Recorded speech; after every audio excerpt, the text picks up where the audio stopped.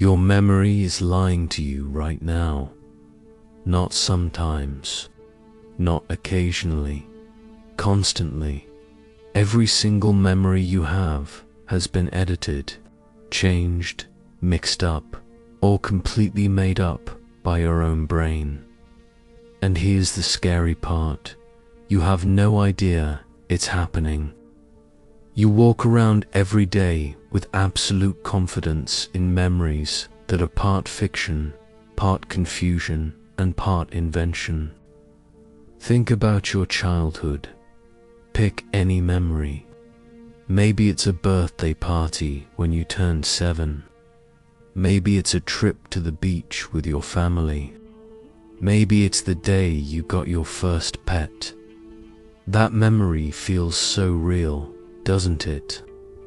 You can see the colors, feel the warmth on your skin, hear the sounds around you, smell the birthday cake or the ocean air. You would swear on anything that this memory is accurate. But here's the truth. Huge parts of that memory are fiction. Your brain filled in the gaps. It borrowed details from photographs you've looked at 100 times.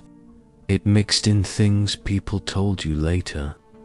It combined multiple events into one neat package.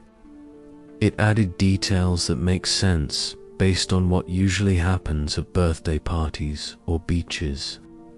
And then it presented this Frankenstein creation to you as if it were a perfect recording captured by a camera in your head.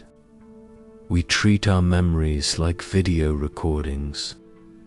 We think our brains captured the moment in perfect high definition and stored it on some internal hard drive, ready to be played back whenever we want. We believe that remembering is like pressing play on a video file, but that's not how memory works at all, not even close.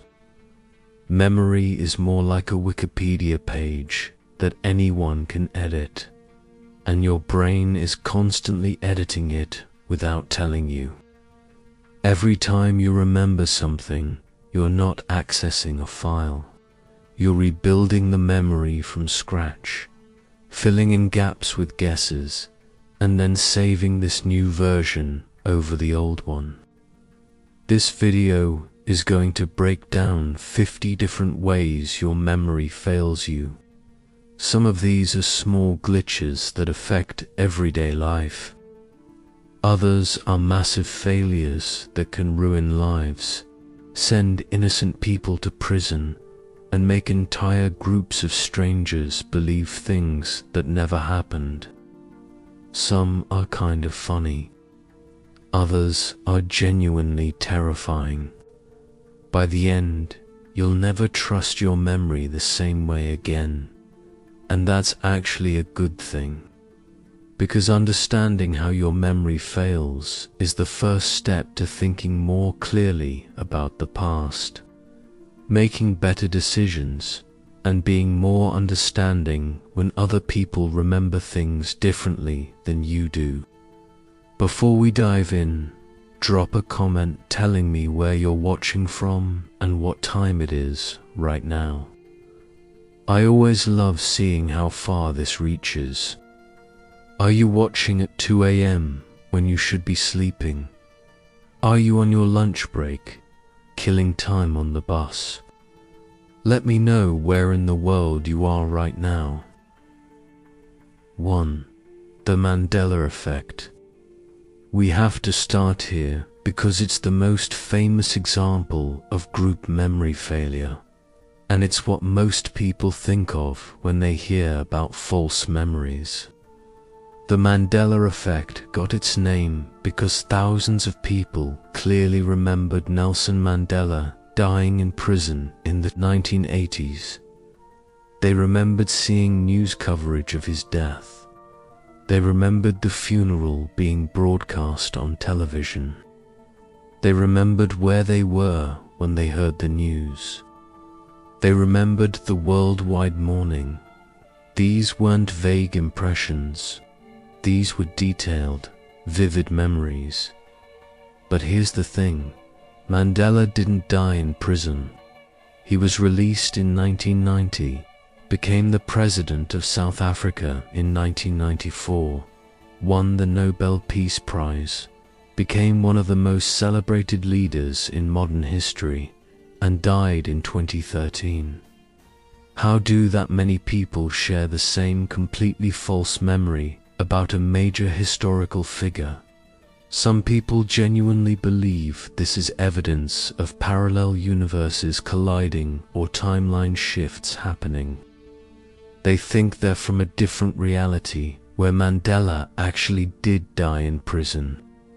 That's how powerful and convincing these false memories feel. But here's what actually happened. People probably heard about other South African anti-apartheid activists dying in prison. There were several. They saw news coverage of protests and funerals related to the movement.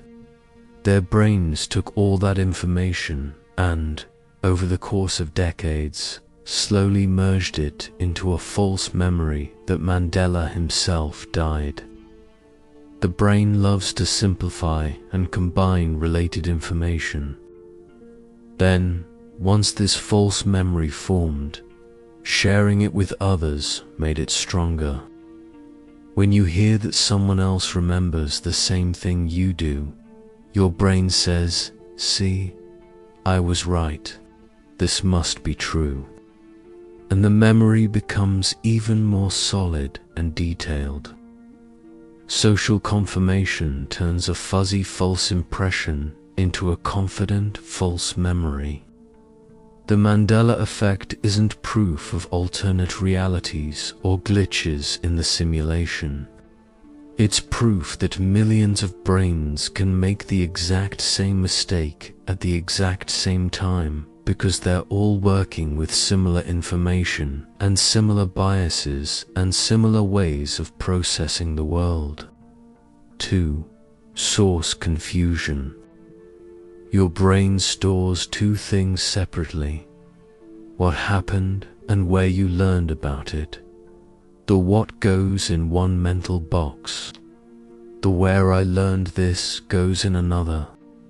The problem is, these two boxes often get disconnected from each other over time. You might remember a fact clearly, but completely forget whether you learned it from a textbook, a friend, a dream, a movie, or just something your brain made up. This is called source confusion, and it happens constantly, multiple times a day, without you noticing. Think about how dangerous this is. You might vividly remember witnessing a car accident, but actually you just heard someone describe one in detail. You might think you came up with a brilliant idea yourself, but you actually read it somewhere 6 months ago and forgot. You might believe you experienced something firsthand when you only saw it in a photograph or watched it in a documentary. Source confusion explains why so many people accidentally plagiarize without knowing it. They remember the idea clearly. They know the information, but they forgot they read it in someone else's book or heard it in someone else's podcast. Their brain presents it as original thinking when it's actually borrowed. They're not trying to steal. Their memory just dropped the source tag. This also explains why eyewitnesses to crimes sometimes incorporate details they heard from news reports or other witnesses into their own memories. They genuinely believe they saw these details themselves because their brain lost track of where the information came from. 3. Memory reconstruction. Here's a fact that will change how you think about memory forever. You don't retrieve memories, you rebuild them, every single time. When you remember your 10th birthday party, you're not accessing a video file stored in your brain. Instead, your brain takes a handful of stored fragments, maybe a visual image of the cake, an emotional feeling of excitement, a vague sense of who was there, and constructs a full memory on the spot. It fills in gaps with logic and expectation. It adds details that make sense based on what birthdays usually look like. It smooths out inconsistencies so the memory feels coherent. Then your brain hands you this freshly built construction as if it were the original recording. You have no way of knowing which parts came from actual storage and which parts were filled in just now. This means remembering is actually an act of creation, not retrieval. Every single time you remember something, you're creating a slightly different version of it. The memory you have today isn't the same as the memory you had last year, which wasn't the same as the memory you had 5 years ago, which wasn't the same as what actually happened. It's like playing telephone with yourself across time. Each remember is a new game of telephone, and each game introduces small changes. 4. The Misinformation Effect. Psychologist Elizabeth Loftus proved something genuinely terrifying in her research. You can easily change someone's memory of an event just by feeding them wrong information afterward. Not their opinion about the event, their actual memory of what they witnessed with their own eyes. In her most famous experiment, people watched a video of a car accident. Pretty simple. Then she divided them into groups and asked them questions about what they saw. Some were asked how fast were the cars going when they smashed into each other. Others were asked how fast were the cars going when they hit each other. That one word made a huge difference. The people who heard smashed remembered the cars going significantly faster than the people who heard hit. But here's the really scary part. A week later, the smashed group was more likely to falsely remember seeing broken glass at the scene. There was no broken glass in the video, none.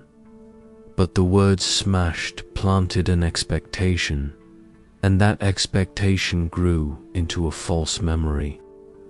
One word changed their memory of what they saw with their own eyes. This happens in real life all the time. Leading questions from police officers can implant false details in witness memories. News reports that include inaccurate information can become part of what witnesses remember seeing. Conversations with other witnesses contaminate everyone's memories. A lawyer's phrasing can reshape what a witness recalls on the stand. The misinformation effect means that what happens after an event can change your memory of the event itself. 5. The Berenstain Bears problem. This is probably the most argued about Mandela Effect example on the internet, and it drives people absolutely crazy. Millions of people remember the children's book series being spelled Berenstain Bears. With an E, they will argue passionately about this. They remember seeing the E in the name on the book covers. They remember pronouncing it Berenstain when their parents read it to them. They are completely certain about this. But the books have always been Berenstain Bears, spelled with an A, always. Every edition, every book, every piece of merchandise. There was never an E. The family that created the books was named Berenstain. Why do so many people get this wrong? Because Stein is a very common name, ending Einstein, Frankenstein, Goldstein, Weinstein. Your brain sees a name that ends in Stein, which is unusual, and instead of carefully encoding the weird spelling, it just defaults to the more common pattern. It takes a mental shortcut. Then, every single time you think about the books or mention them in conversation, you're reinforcing the wrong spelling. You're not checking against the original. You're just accessing your incorrect memory and making it stronger. Your brain prioritized efficiency over accuracy. It does this constantly, thousands of times a day. Usually you never find out because nobody corrects you. 6. Flashbulb memories aren't photos. Where were you when you learned about September 11th? If you're old enough to remember that day, you probably have a vivid, detailed memory of that exact moment. You can picture exactly where you were standing or sitting. You remember what you were doing. You remember who told you. You remember what you felt. These are called flashbulb memories. Major emotional events that feel like they were captured by a camera flash and burned permanently into your brain. They feel like perfect photographs. You would bet serious money on their accuracy. You would lose that bet. Researchers actually studied this. They interviewed people about their 9/11 memories one day after the attacks, then again 1 year later, then again 3 years later. What they found was disturbing. The memories changed dramatically over time. People forgot details and invented new ones. They remembered being in different places, hearing from different people, doing different things. But here's the key finding that makes this important. Their confidence in their memories stayed the same or even increased. After 3 years, their memories were significantly less accurate, but they were just as certain they were right, sometimes more certain. The emotional intensity of the event makes the memory feel accurate. That feeling of certainty, that sense of I can see it so clearly, has nothing to do with actual accuracy. Feeling accurate and being accurate are completely different things. 7. The forgetting curve. German psychologist Hermann Ebbinghaus discovered over 100 years ago that forgetting follows a predictable pattern. You don't lose information slowly and steadily. You lose it fast at first, then more slowly over time. Within 20 minutes of learning something new, you've already lost about 40% of it. Within 1 hour, about 50% is gone. Within a day, you've lost roughly 70% of what you learned. Within a month, you might only retain 20% of the original information. But here's what makes this truly dangerous. You don't know what you forgot. You're not aware of the missing pieces. The remaining 20% still feels like a complete memory because your brain smooths over the gaps so well. It fills in the missing parts with guesses and expectations, and you have absolutely no awareness that most of the original information is just gone. You walk around with what feels like a full memory but is actually mostly reconstruction and invention. 8. Imagination inflation. Simply imagining something can make you believe it actually happened. This isn't science fiction. This is scientifically demonstrated fact. In studies, researchers asked people to vividly imagine childhood events that never actually happened. Things like getting their hands stuck in a mousetrap and having to go to the hospital, or riding in a hot air balloon, or getting in trouble at school for something specific. These events were confirmed with the participants' parents to have never occurred. After imagining these events repeatedly over several sessions, a significant number of participants began to remember them as real experiences. They added details. They remembered how they felt. They could describe what happened before and after. These became genuine memories indistinguishable from their real childhood memories. This is called imagination inflation. The mental images created through imagination become stored in memory alongside actual experiences. Over time, your brain can't tell the difference between what you imagined and what you lived. Think about how often you vividly imagine worst-case scenarios, how often you daydream about conversations, how often you mentally rehearse future events. All of that imagining can eventually blur with reality. 9. The movie in your head lie. We all think memory works like a movie. You experience something. Your brain records it like a video camera. The footage gets stored on some internal hard drive. Later, you play it back and watch the recording. Simple and intuitive. This is completely, dangerously wrong.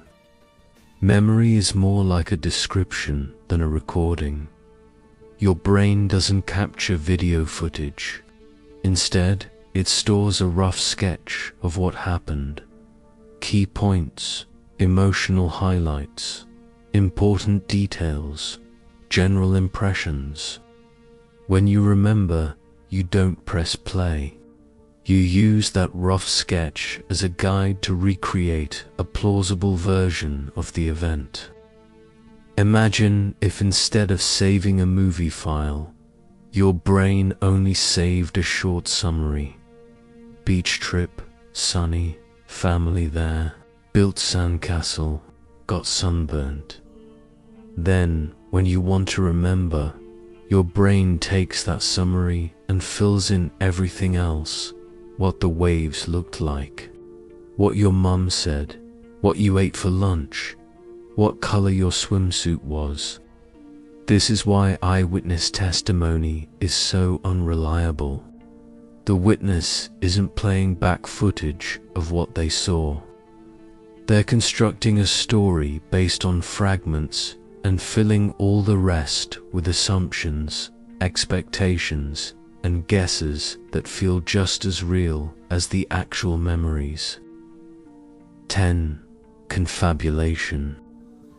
Confabulation is when your brain invents a memory to fill a gap, and you have absolutely no idea it's happening. You're not lying. You genuinely believe the invented memory is real. Everyone confabulates, but it's most visible in people with certain types of brain injuries.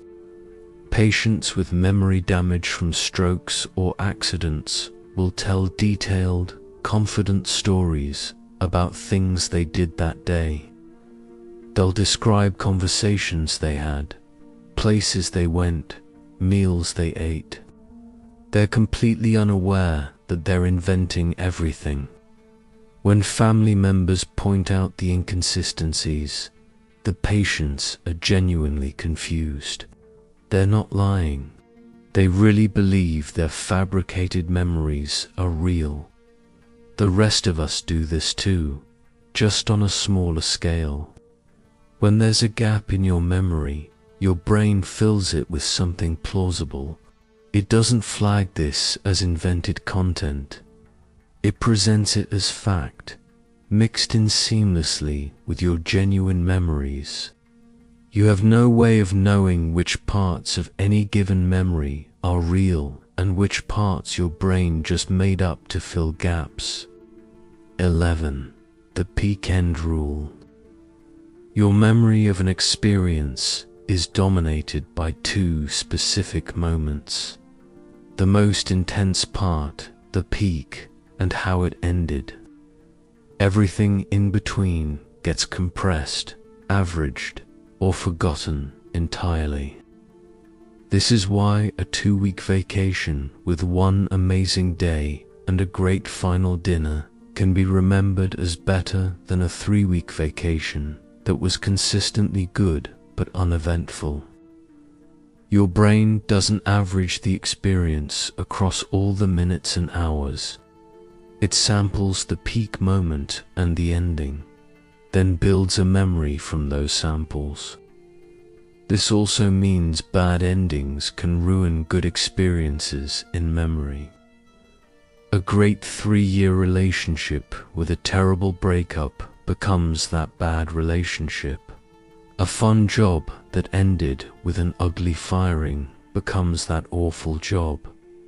A wonderful trip with a stressful flight home becomes that trip that was kind of a disaster. The ending overwrites hours, days, months, or years of different experiences.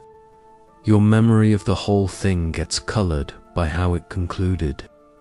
12. Rosy retrospection. You remember the past as better than it actually was. This happens automatically and universally. Everyone does it.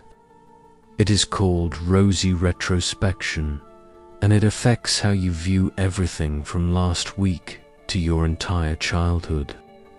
In research studies, people rated their vacations more positively when remembering them weeks later than they did while actually on the vacation. In the moment, living it. The boring afternoons waiting for something to happen faded away. The flight delays got edited out. The arguments with family members softened and became less important. The mediocre meals disappeared. The annoying crowds vanished. The good parts became enhanced and more vivid. The overall memory became significantly rosier than the reality ever was. This is why the good old days always seem better than the present. Every generation thinks things were better when they were young. Music was better. Food was tastier. People were nicer. Life was simpler. But it is not that life was actually better back then. Your memory has systematically edited out the boring parts, the frustrating parts, the painful parts, and the forgettable parts, leaving behind only a highlight reel. Everyone's past is a highlight reel. Nobody's past actually happened the way they remember it. 13. Childhood amnesia. You have almost no genuine memories from before age 3 or 4. Even memories from before age 7 are sparse, fragmented, and often unreliable.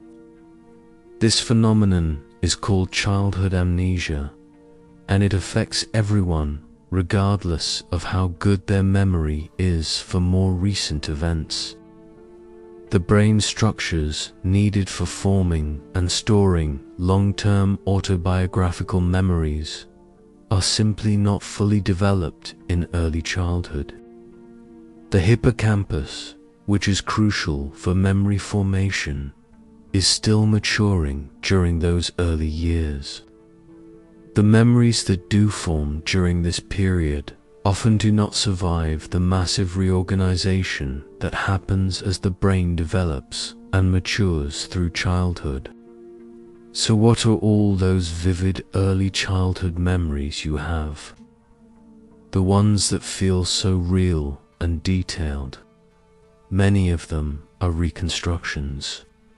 They are built from family photographs you have looked at hundreds of times over the years, home videos you have watched repeatedly, and stories your parents and relatives told you over and over again. You have heard your mum describe your third birthday party so many times that your brain eventually converted her verbal description into what feels like a first-person visual memory. That crystal clear memory of your third birthday party. You probably got it from a photograph you have seen many times. The memory of that family vacation when you were 2, almost certainly constructed from stories and images, not actual recall. This does not make these memories less meaningful to you, but it should make you humble about their accuracy. 14. Photocontamination. Looking at photographs does not preserve your memories, it replaces them. This is counterintuitive because we take photos specifically to help us remember, but the photos actually overwrite the organic memories they were supposed to support. When you look at a photo of an event, your memory of that event gets rewritten. The photo's perspective becomes your perspective. The photo's framing becomes your framing. The specific moment frozen in the photo overwrites your memory of moments before and after. Details captured in the photo replace your original sensory memories. Colors, positions, facial expressions. Everything in the photo starts to dominate your memory of being there. This is why we remember photographed events very differently from unphotographed ones. The photo becomes the memory. Whatever was outside the frame fades away. Whatever happened immediately before or after the photo was taken disappears. The angle, the lighting, the composition of the photograph all reshape how you remember actually being there in that moment. In the age of smartphones, we photograph absolutely everything constantly, which means we are constantly replacing our actual organic memories with curated, framed, two-dimensional images of those memories. We are trading the full sensory experience of lived life for the flattened, edited documentation of life. 15. Social contagion of memory. Memories spread between people like viruses. This is not just a metaphor or a colorful description. Memories are literally contagious. They can jump from one person's mind to another's. When groups of people discuss past events together, they do not just share their memories. They contaminate each other's memories in the process. If one person in the group confidently states that something happened a certain way, others in the group become more likely to remember it that way too, even if their original memory was different. The confident person's version spreads through the group and overwrites other versions. This is why eyewitness accounts become less reliable when witnesses talk to each other before being interviewed. The most confident witness's version tends to spread through the group, overwriting more accurate but less confidently held memories. Everyone walks away remembering the same thing, which seems like confirmation that the memory is accurate. But actually, they all just adopted one person's version.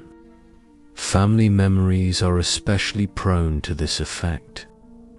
The family member who tells the most stories becomes the official family historian. Their version of events becomes the official version, even if other family members originally remembered things differently. Eventually, everyone remembers the story the same way because they have heard it told the same way so many times. 16. The Monopoly Man's Missing Monocle. Quick test. Does the Monopoly Man wear a monocle? Picture him in your mind right now. Most people say yes immediately. They can picture it clearly. The Monopoly Man with his top hat, his mustache, his fancy suit, and his monocle over one eye. They are absolutely certain. He has never worn a monocle. Not on any Monopoly game box. Not in any advertisement. Not in any version of the game ever made. Go look right now if you do not believe me. There is no monocle, and there never has been. This is a classic example of schema-driven memory error. We have a mental template, a schema, for what a rich, old-fashioned cartoon man looks like. That template includes a monocle because monocles are associated with wealth and old-fashioned fancy people in our cultural imagination.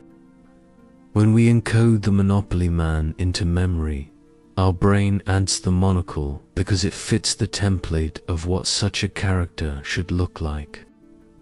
Then we remember the template version, not the actual version. We are remembering what should be there based on our expectations, not what is actually there. 17. Schema-driven memory.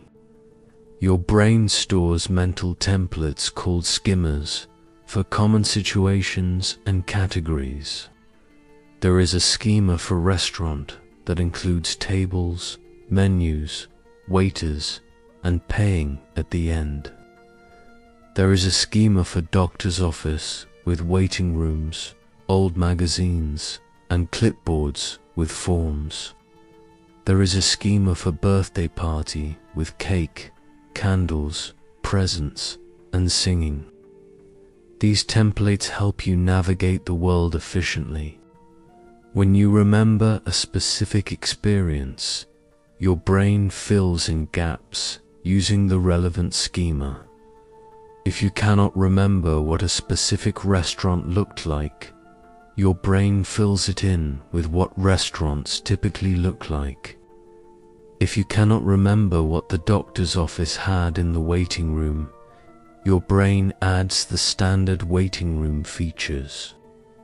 This is efficient and usually works fine, but it makes your memories more generic than reality actually was. Unusual details that do not fit the schema often get edited out or changed to fit the template. If something weird happened that does not match the normal restaurant schema, that weird detail might get lost or normalized in your memory. Your specific experiences become blended with your general expectations. 18. Hindsight bias. Once you know how something turned out, your memory of your earlier predictions and expectations changes to match the outcome. This happens automatically and unconsciously. You remember being more right than you actually were. After an election, people remember being more confident about the winner than they actually were before the results came in. After a stock market crash, people remember seeing the warning signs more clearly than they did at the time. After a relationship ends badly, people remember noticing red flags that they completely missed when things were good. Your brain literally rewrites your memory of your past beliefs to be more consistent with what you know now. The record gets edited. You remember your past self as smarter and more perceptive than you actually were. This makes you feel good about yourself. it also makes you completely unable to learn from your actual mistakes because you cannot accurately remember making them. You remember being right all along. 19. The consistency bias. You remember your past self as more similar to your current self than you actually were. Whatever you believe, value, or feel now, you tend to remember always believing, valuing, and feeling that way. If you are healthy now, you remember always caring about health. If you are political now, you remember always being political. If you hold certain beliefs strongly now, you remember holding those beliefs in the past, even if you actually did not. If you love a certain type of music now, you remember always loving it. In reality, people change dramatically over time. Your beliefs shift, your values evolve, your personality develops. But memory smooths out these changes to maintain a consistent sense of identity. Your brain wants to believe you have always been essentially who you are now. It creates a story of continuity where there was actually change. This makes genuine self-reflection nearly impossible because you cannot accurately remember who you used to be. You cannot track your own growth because you remember always being where you are now.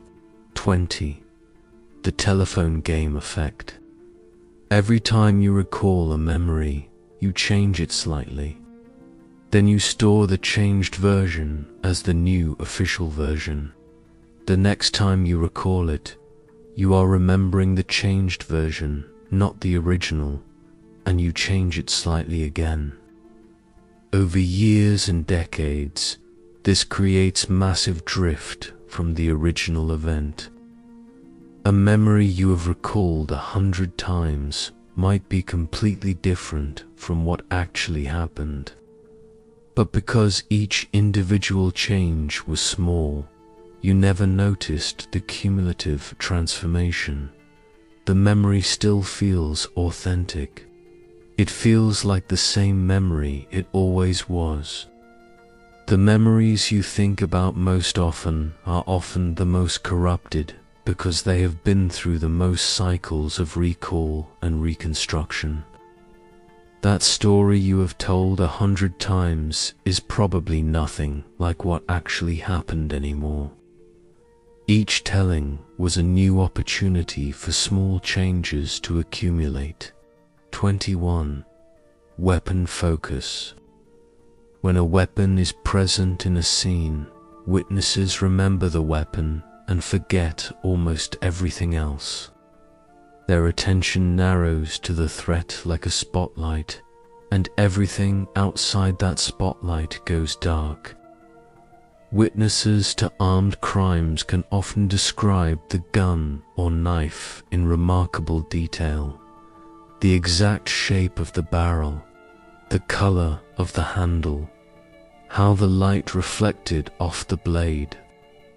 But the person holding the weapon, their face, their clothes, their height, their build, often completely gone. The brain focused all its attention on the threat and recorded nothing else. This is why eyewitness identifications in armed crimes are especially unreliable. The witness's attention was on the weapon, not on the face that police want them to identify. But they will still try to identify the perpetrator, and their brain will fill in details that feel real but are actually invented.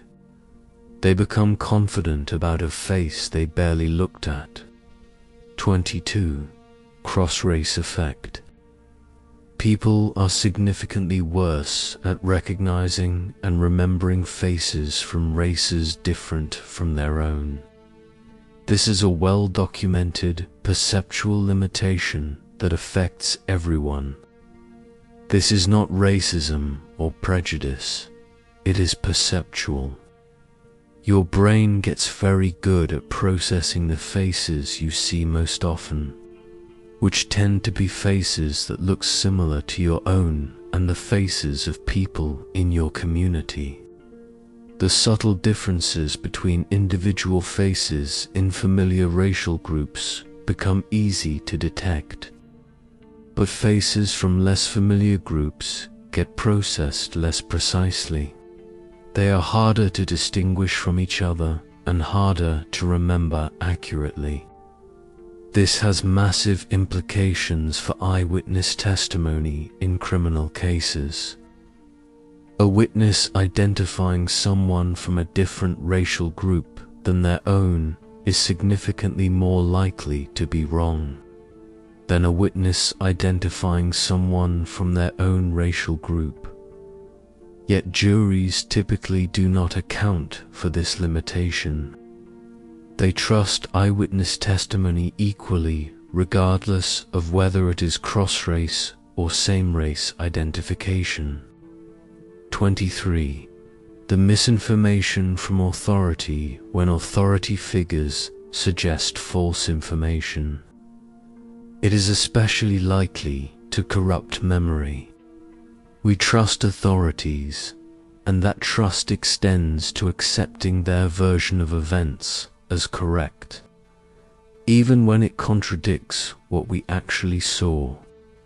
A police officer who asks, "Was the suspect wearing the red jacket?" can unintentionally implant the red jacket into a witness's memory, even if the suspect was actually wearing blue. The witness's brain thinks the officer probably knows something I do not, and adjusts the memory to match the suggestion. The authority figure's version becomes the remembered version. Doctors, teachers, parents, and other trusted authority figures all have enhanced power to shape memories simply because people trust them more. A doctor who misremembers something about your medical history might accidentally implant that false memory in your mind. A teacher who gets a fact wrong might replace your correct memory with their incorrect one. 24. Retrieval-induced forgetting. Here is something strange. Remembering some things actually makes you forget other related things. The act of retrieval itself causes forgetting. When you retrieve a specific memory, your brain suppresses competing memories to make the retrieval cleaner and easier. If you are trying to remember where you parked today, your brain suppresses memories of where you parked yesterday and last week so they do not interfere. Over time, this repeated suppression becomes permanent. The competing memories get weaker and weaker until they become nearly impossible to access. This is why families often end up with one official version of events. The version of a story that gets told and retold at family gatherings survives and gets stronger. Other versions of the same event, which might actually be more accurate but get told less often, fade away through the mechanism of retrieval-induced forgetting. The family storyteller's version wins not because it is more accurate, but because it is more rehearsed. 25. The Fruit Loops spelling. Many people remember the cereal being spelled Fruit Loops. The natural, normal spelling, fruit like the fruit that supposedly flavors the cereal, but it is actually Fruit Loops and always has been. 2 O's instead of the word fruit. Again, your brain defaulted to the common, expected spelling. Fruit is normal. Fruit is weird. When encoding the memory of the cereal box you saw 1,000 times as a kid, your brain normalized the weird spelling into the expected one. It took a shortcut that prioritized making sense over being accurate. This same pattern explains why people misremember brand names, song lyrics, famous quotes, and movie lines constantly. Luke, I am your father is not the actual quote. Play it again. Sam was never said. Elementary, my dear Watson does not appear in the original Sherlock Holmes stories. The brain normalizes the unusual into the expected and the clunky into the smooth. 26. The sleep effect. Sleep does not just consolidate and strengthen your memories. It actively edits them. Your brain uses sleep as processing time to decide what to keep, what to modify, and what to discard. During sleep, your brain replays memories from the day. It strengthens some and allows others to fade. It makes connections between memories, sometimes creating links that did not exist in reality. Two separate events might get connected because your sleeping brain decided they were related. This is partly why you can go to bed confused about something and wake up with a solution or an insight. Your brain has been working on it while you slept, making connections, but some of those connections might be false. The insight you wake up with might be based on a memory that your sleeping brain edited into something it originally was not. 27. State-dependent memory. Your mental and physical state affects which memories you can access. The state you are in when trying to remember serves as a retrieval cue. Being in a similar state makes related memories more accessible. When you are sad, you remember sad things more easily. Sad memories come flooding up. When you are happy, happy memories are suddenly more accessible. When you are drunk, you actually remember other times you were drunk more easily than you remember sober experiences. When you are anxious, anxious memories dominate. This creates dangerous feedback loops, especially with negative emotions. Feeling depressed makes you remember negative events and failures more easily. Remembering those negative events makes you feel more depressed. Feeling more depressed brings up even more negative memories. Your current state is literally filtering which version of your past you have access to. When you are sad, you have a sad past. When you are happy, you have a happy past. Same life, different accessible memories. 28. Context-dependent memory. Memories are easier to retrieve in the same environment or context where they were originally formed. The physical environment serves as a retrieval cue that helps unlock memories encoded there. Studies have shown that people who learn information underwater actually remember it better when tested underwater. People who study in a particular room perform better when tested in that same room than when tested in a different room. The context in which you learned something becomes part of the memory itself.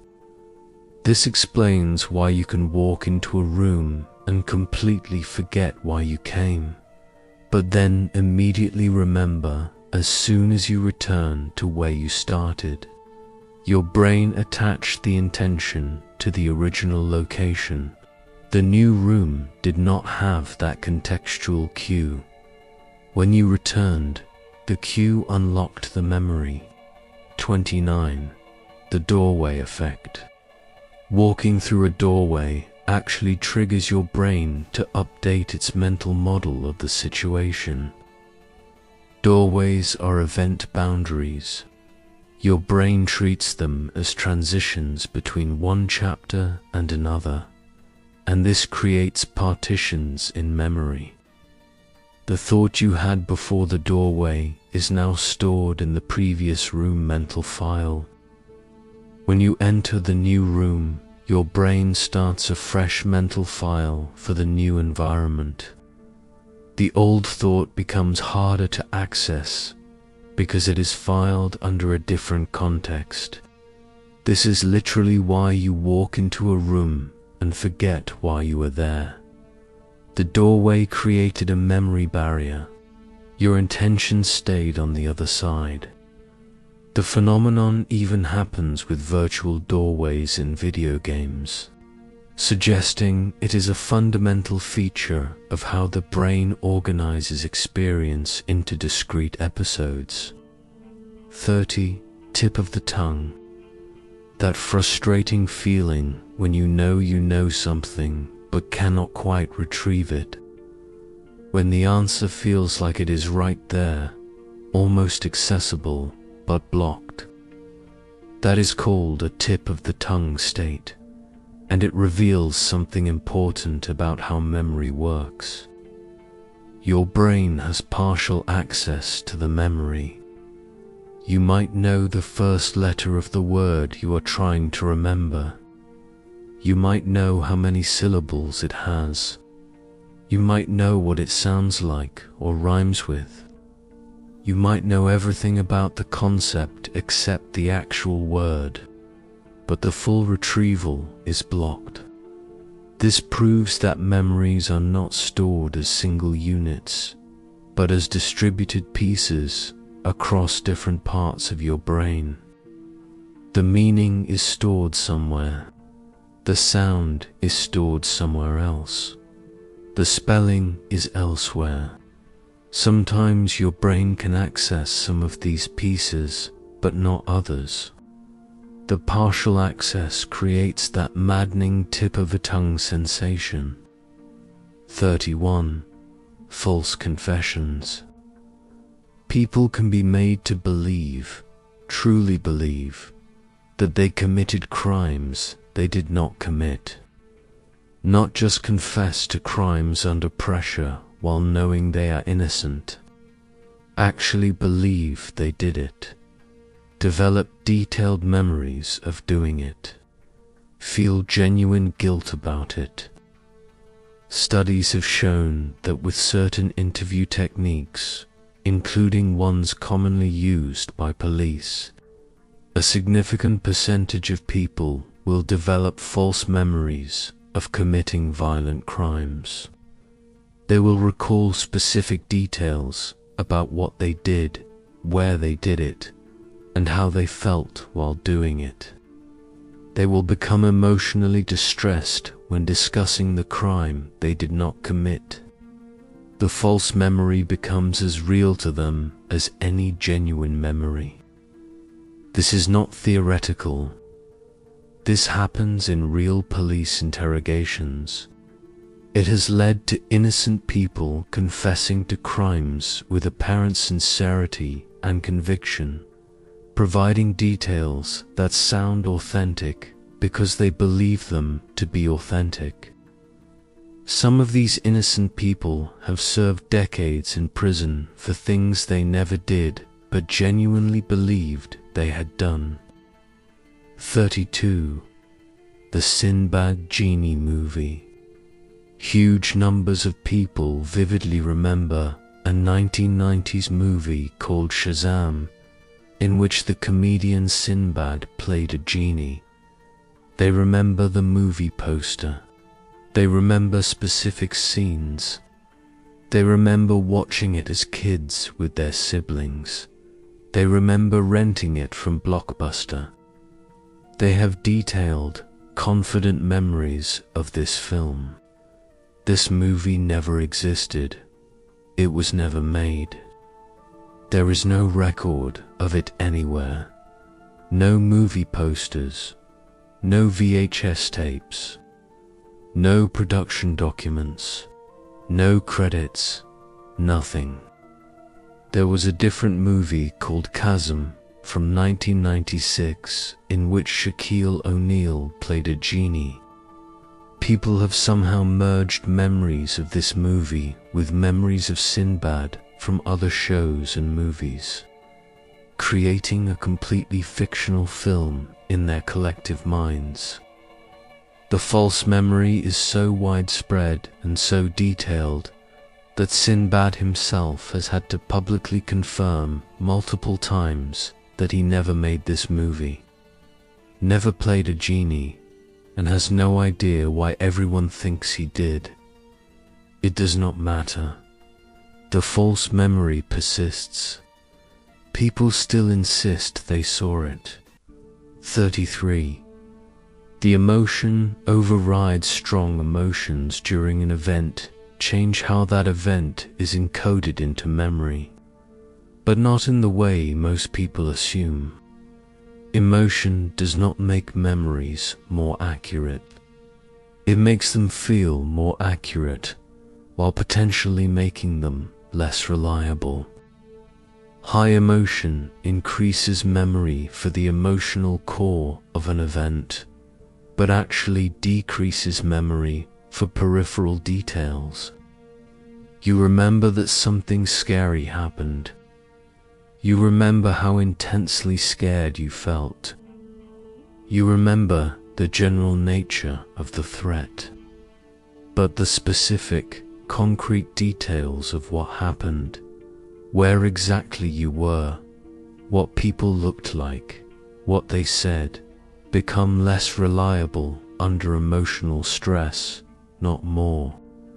We think emotional memories are more accurate because they are more vivid. We can feel them more intensely when we recall them. But that vividness and emotional intensity is concentrated on the feeling itself, not on accuracy of details. The confidence that comes from emotional intensity is not related to factual reliability. 34. Memory implantation. Researchers have successfully implanted completely false memories in study participants using remarkably simple techniques, not vague impressions. Detailed, vivid, emotionally rich false memories that subjects could not distinguish from their real memories. Using fake photographs that were digitally manipulated, false family stories that were coordinated with family members in advance, and guided imagination exercises, researchers have made people genuinely remember being lost in a shopping mall as a child when they were never lost, being attacked by an animal when no attack occurred, spilling punch on the bride at a wedding they did not disrupt, taking hot air balloon rides that never happened. Once implanted, these memories are completely indistinguishable from real ones, even to the person who has them. They are just as vivid, just as detailed, just as emotionally charged, just as confidently held. There is no reliable way for anyone, including the person themselves, to tell a false memory from a true memory just by examining the memory itself. It all feels the same from the inside. 35. The changing wedding memory. Couples' memories of their own weddings change based on how their marriages are going when they recall them. The same event is remembered differently depending on the current state of the relationship. Happy couples in good marriages remember their weddings as more perfect than they originally reported them to be. The small problems disappear from memory. The awkward moments fade. The stress of planning vanishes. What remains is a beautiful, perfect day. Unhappy couples remember their weddings as more problematic and full of bad omens, even if they originally reported having a wonderful day. Your present emotional state rewrites your past. You do not have access to what actually happened. You only have access to a version of what happened that has been filtered through who you are now and how you feel now. Your past is not fixed. It changes as you change. 36. The boundary extension error. When you remember a scene, you remember seeing more of it than you actually saw. Your brain extended the boundaries of what was visible beyond what was actually in your field of view. Show someone a photograph for a few seconds and then ask them to describe it from memory. They will describe objects and areas that were outside the frame of the photograph.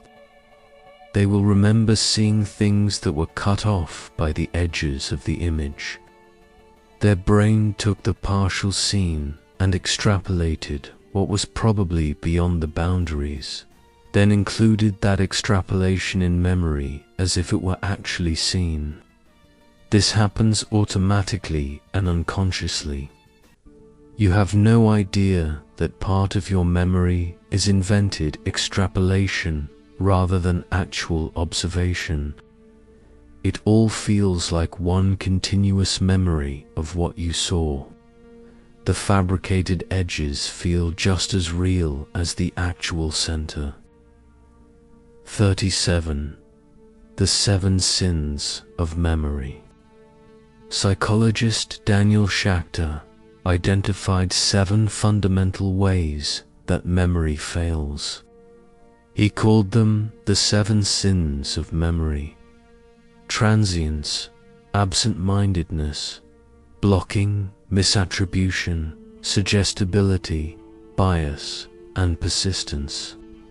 Transience is memories fading over time. Absent-mindedness is failure to pay attention and encode in the first place. Blocking is the tip-of-item phenomenon where retrieval is stuck. Misattribution is remembering the wrong source. Suggestibility is external influence corrupting memory. Bias is current beliefs and feelings distorting memories of the past. Persistence is unwanted memories that will not go away no matter how much you want to forget them. Every single person experiences all 7 of these regularly, probably daily. They are not bugs in the system. They are not signs that something is wrong with your memory. They are simply how the memory system works. These failures are features, not bugs, of the human cognitive architecture. 38. The Google Effect. When you know you can look something up easily, your brain decides not to bother remembering it in the first place. Why waste precious neural resources storing something that is just a search away? Studies show that people actually remember information better when they believe it will be deleted after they learn it. When they think the information will stay available online or stored on a device, they do not bother encoding it deeply into memory. The knowledge that retrieval is easy makes encoding seem unnecessary. We have essentially outsourced our memory to the internet and our devices.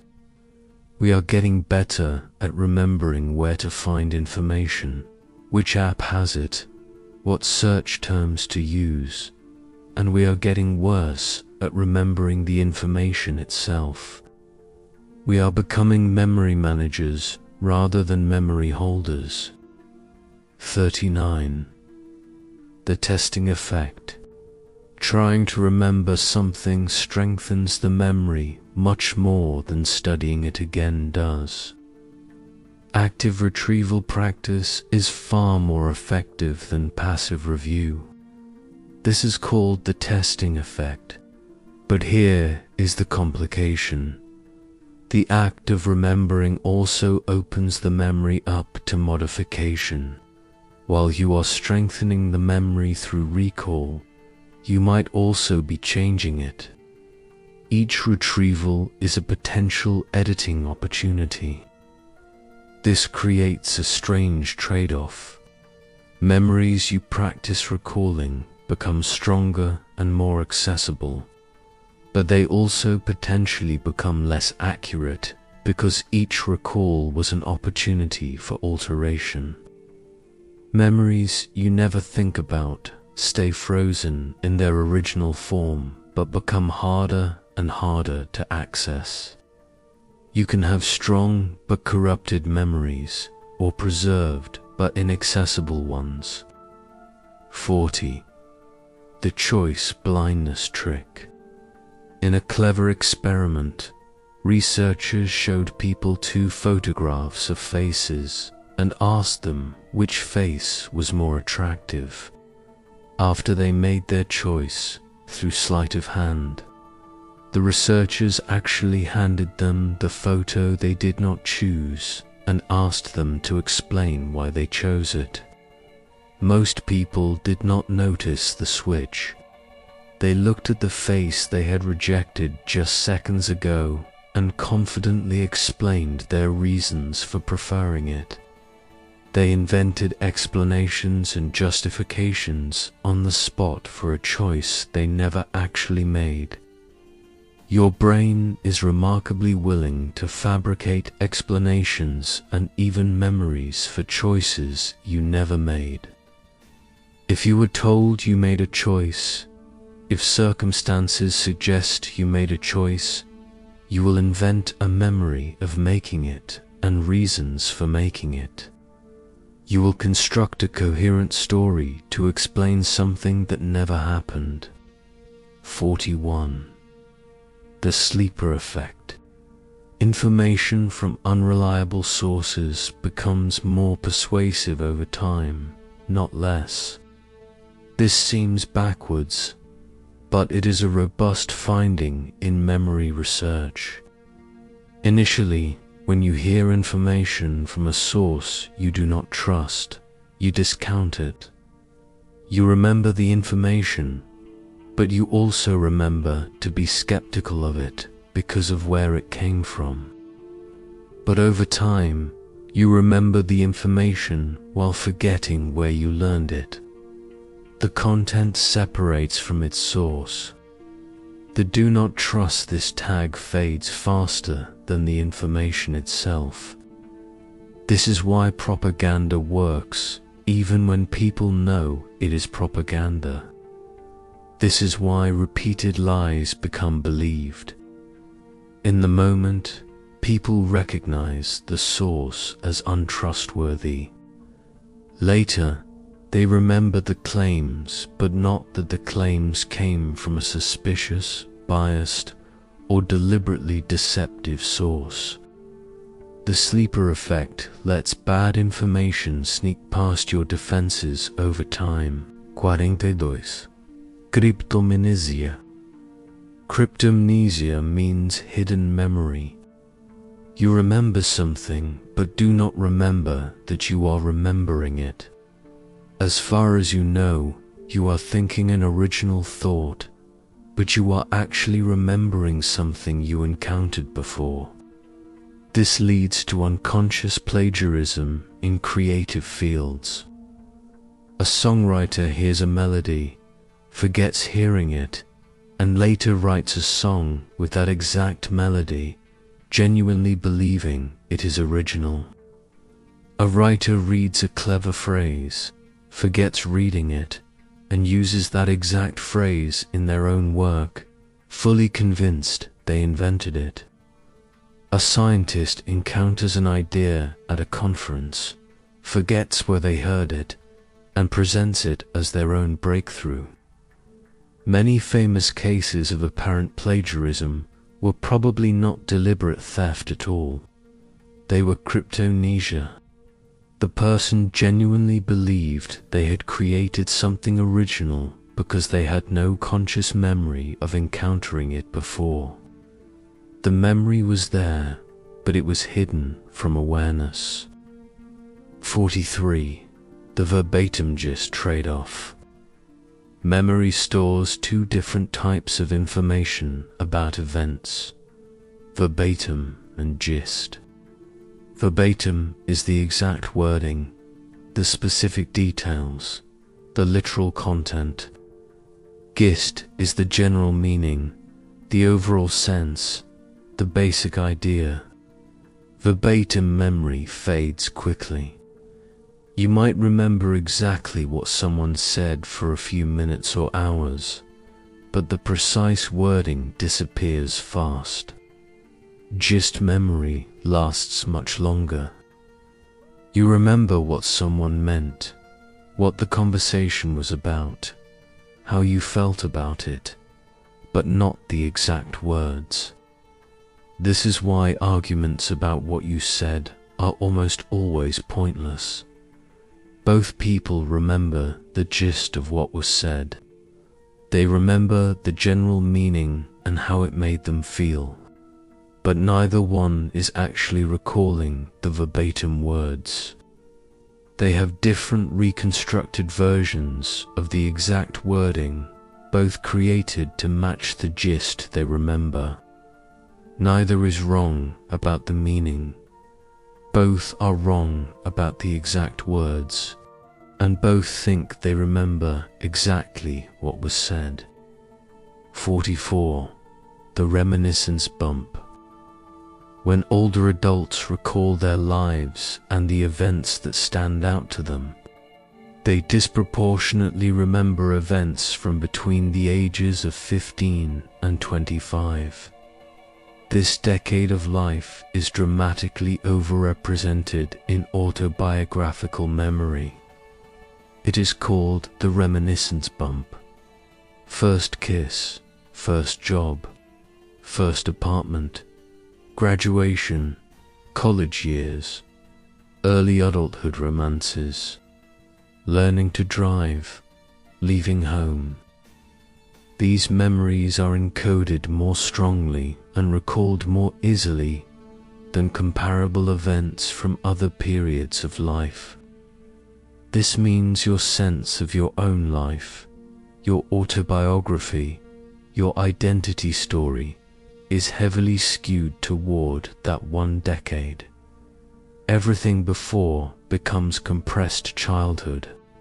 Everything after becomes less vivid adulthood.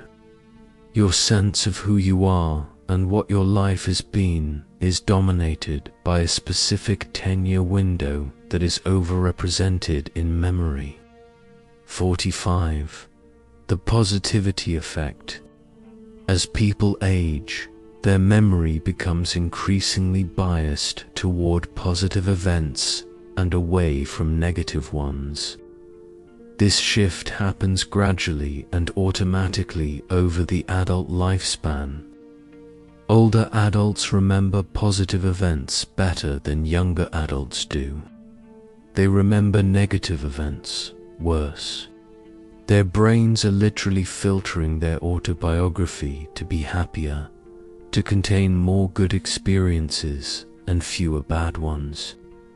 This is generally good for emotional well-being in old age, but it means that the past objectively gets rosier as you age, not because it actually was rosier back then, but because the negative memories are being preferentially forgotten or reframed, while positive memories are being preserved and enhanced. Every year, your past gets a little nicer, a little better, a little more pleasant than it actually was. 46. The confidence-accuracy disconnect. How confident you feel about a memory has almost no relationship to how accurate that memory actually is. These two things, confidence and accuracy, are nearly independent of each other. Knowing how sure someone is tells you very little about whether they are right. Research has demonstrated this over and over. People can be 100% confident about completely false memories. They can be uncertain and tentative about memories that turn out to be accurate. Confidence measures how strongly you feel about your memory, not how correct your memory is. Strong feeling and actual truth are different things that do not reliably correlate. This is catastrophic for legal proceedings where juries place enormous weight on confident witnesses. A witness who says, "I am absolutely certain," is not more likely to be right than a witness who says, "I think so." They are just more convincing. Juries trust confident witnesses, but confident witnesses are not more accurate. They are just more persuasive. The legal system has built-in vulnerability to this disconnect. 47. Memory conformity. When another person claims to remember something, your own memory shifts to match theirs. Not just your stated memory, your actual internal memory changes to align with what others say they remember. This is not just social pressure to go along with the group. Brain imaging studies have shown that when people conform their memories to match a group consensus, the memory-related brain regions show activity consistent with genuine memory change, not deception or going along to get along. The social influence actually changes what the person remembers at a neural level. Social influence does not just make you say false things to fit in. It makes you remember false things. Other people's memories can overwrite your own. Group consensus can reshape individual recollection. This is memory conformity, and it means that your memories are not just yours. They are shaped by everyone around you. 48. The Zeigarnik Effect.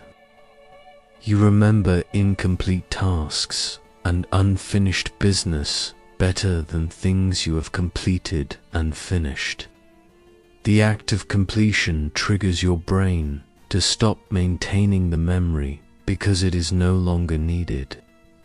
Once something is done, your brain marks it as resolved and stops keeping it active. The memory of the completed task begins to fade because it is no longer relevant. But unfinished tasks stay active in memory, nagging at you because they still need to be addressed. This explains why you cannot stop thinking about that one thing you did not get around to finishing. Why old incomplete projects haunt you while completed ones fade. Why unresolved conflicts stay vivid while resolved ones become fuzzy. Your memory of completed events naturally fades faster than your memory of things left undone, because only the undone things still matter. 49. Memory Reconstruction. For a long time, scientists thought memory was like a book in a library. Once it was written and put on the shelf, it stayed there, unchanged, until you took it down to read it. But recent neuroscience has discovered something much more unsettling. Every time you access a memory, you make it unstable again. When you recall a memory, the neural connections holding it together become pliable. To store the memory again, your brain has to go through a process called reconsolidation. It is like opening a document on your computer. While it is open, you can edit it. When you hit save, you are saving the edited version, not the original. This means the very act of remembering makes the memory vulnerable. You can change details, add new information, or even erase parts of it during this window of instability. A memory you have recalled 1,000 times is not the most accurate one.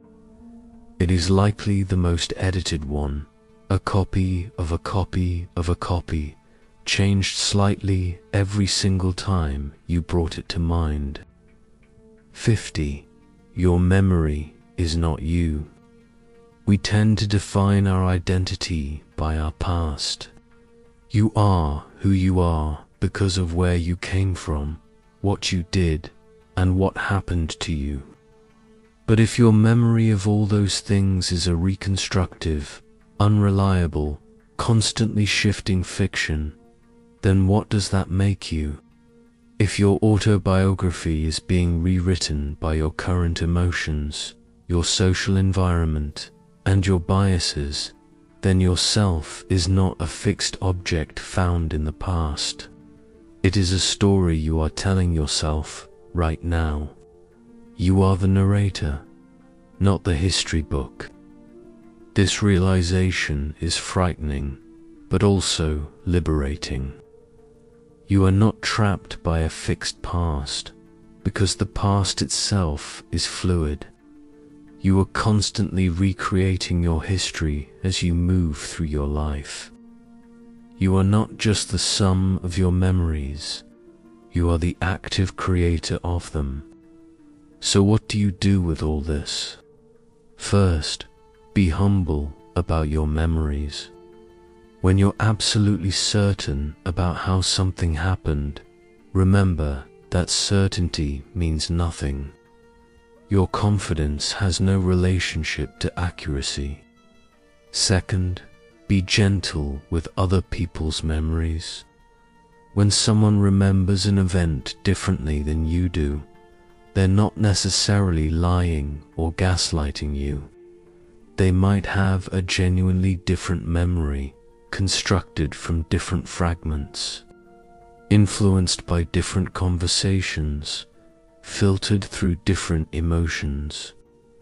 Third, write things down. If something matters, document it while it's fresh. Your future self will thank you for having a record that doesn't depend on your unreliable brain. Fourth, understand that the Mandela Effect and all these other memory tricks aren't supernatural. They're not evidence of parallel universes or timeline shifts. They're evidence that human memory is a leaky, creative, reconstructive process that prioritizes meaning over accuracy. Your brain isn't trying to create a perfect archive. It's trying to help you survive and navigate the world. An approximate, emotionally meaningful version of the past is more useful for that than a literal recording would be. So yeah, your memory is lying to you. It always has been. And now that you know that, you can stop treating your memories as gospel truth and start treating them as what they really are. Your brain's best guess about what probably happened that's more honest. And honestly, it's kind of fascinating. If you made it this far, drop a comment with a memory you're now questioning. I bet you have at least one. And if this made you think, share it with someone whose memory of a shared event doesn't match yours. Maybe you can have a conversation about whose brain invented what. See you in the next one.